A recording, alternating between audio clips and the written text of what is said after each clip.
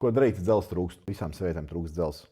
Visām, kas nelieto, ir zems dzelzs un zems feritīns. Un kur ir nenormāla problēma ar feritīnu? Normas ir pilnīgā dirsā.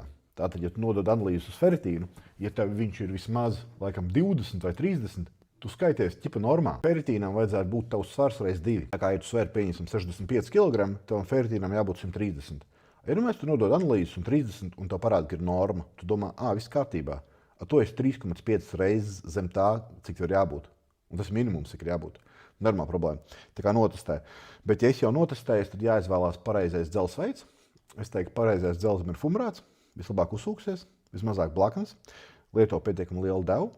Ja mūsējo, tad es teiktu, sāc 3 kapsulām un obligāti klāt B kompleksos vitamīnus. Jo ir problēma tāda, sekojoša. Ja tu lieto dzelzi un tev ir B grupas vitamīnu deficīts, dzelzs neuzsūksies.